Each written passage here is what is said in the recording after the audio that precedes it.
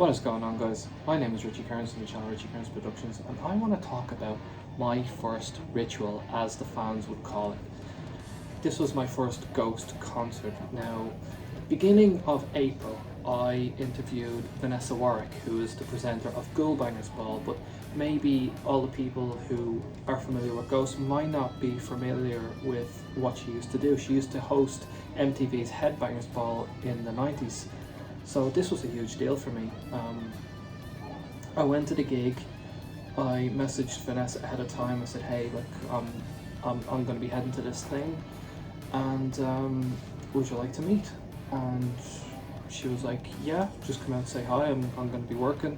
So I went and I talked a bit, and that for me was amazing. You know,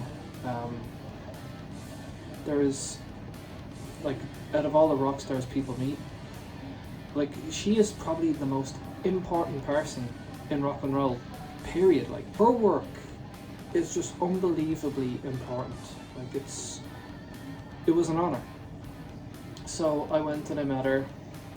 She gave me the opportunity to talk on the episode of Ghoulbangers Ball. Cut a bit out of what I said, and I understand why, but yeah, it was an amazing experience to do that. And then getting into the gig, right? So my phone was put into one of these fabric-y case things, right? And I was like, oh god, it's about that big, but it fit in my back pocket.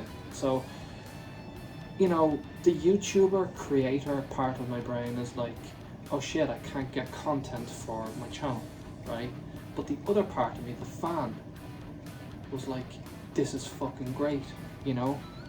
When the gig commenced, I looked around and there wasn't a single person, you know, doing that. They were just there in the moment, enjoying the gig, right?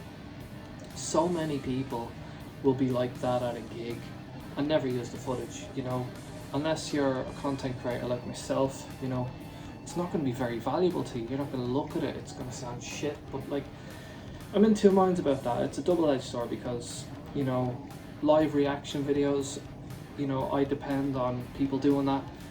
But the other part of my brain is like, you know, well, you're there for a concert, right? So I was glad that that wasn't a thing, you know? I was glad about that. I had the memory in my head, and the gig overall, right? I thought the gig was amazing. I thought maybe perhaps it was too amazing. Was it pre-recorded? Was there some backing? It didn't matter though. Like, it was so fucking good, right? I think that there's a thing that gets me, right, and maybe it's just because I've gotten older, but it's the whole it's the satanic lore of what this show is, right? You know, Black Sabbath played, you know, themes and stuff. Ghosts are doing the same. It's no different, right? So I differentiate that between, you know, that's a show and it's not actual, like, devil worship, right? But, like, as an older man trying to find faith and stuff like that, I still find myself going, should I be at this? Should I, you know, I'm satanized, you know? But overall, great show. And, like, people, like, even though this is a theatrical show, right? When the song He Is came on, right? I distinctly remember I'm looking over to the left of me, right? And I'm singing the lyrics. I love that song. And I know it's a hilarious, like, piss take of, you know, evangelical, born again masses and stuff. But, like, I look over and there's a woman about maybe 22, 23, and she's crying. And she looks at me and she's crying, but she's smiling. She's unbelievably happy. Like, she's in the lore, you know? And like, overall, when you take away all that stuff, like, I don't see things in black and white. I see it in colour, right? A lot of the Christian born agains and stuff will look at that, like the guy I covered, what was his, Michael Knowles. They will look at that and they will go, that's evil, but it's not. Like, it takes that theme and plays with it, right? But it's overall, the ghost show was about community. It was about belonging. It was this era's Kiss for a lot of people, you know. And overall, I came away with, like, a sense of hope for rock and roll. Like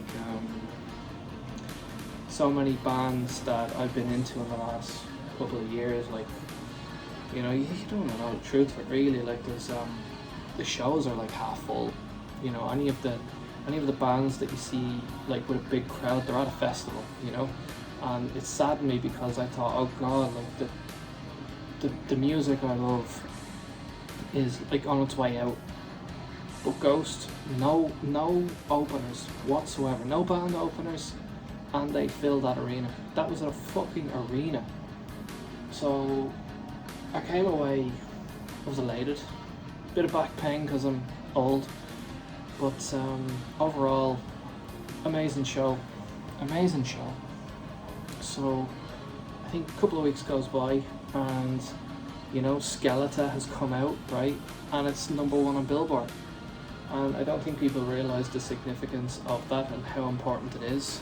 Like most rock bands will enter the rock charts, right? Kerrang's top 50 or whatever, right? And it's not official. It's like, you know, Rock Hard Magazine's top 50 or 100 or whatever. But Billboard top 200 is the mainstream chart. It's where you're competing in pop music, and that's where you want to be if you want rock to reach the masses. If you want it to reach people who wouldn't know that rock was cool, that's where to be. The last great album I remember, you know, reaching #1 on that chart was Skid Row's Slave to the Grind, right? You know, there's been other rock things, but for me, that's the album that I think of. But now it's like Ghost, Skeletor in the year 2025. Like, rock and roll's back, man. Rock and roll is fucking back. And that's amazing. That's a really fucking cool thing.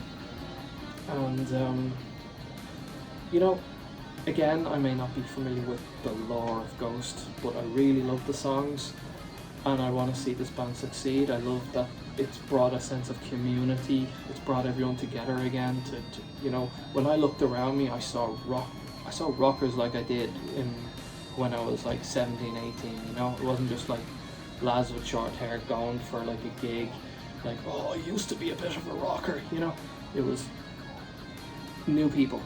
You know, people looking the part, people dressing the part, people making an effort, and a sense of community, a sense of belonging. And you don't quite get that with anything else. You know, it's, you know, once it's in your blood, rock and roll, man, good shit. So I look forward to my next ritual. So guys, my pizza thing is done. I made a pizza thing in the air fryer. Right, so that was my first ritual. Guys, if you want to like, comment and subscribe, I need all the help I can get. I'm a small channel, but I have big dreams. You know, seeing you know, Vanessa Warwick being able to do her show again, like, it's hit me in the last couple of weeks. Like, there's so many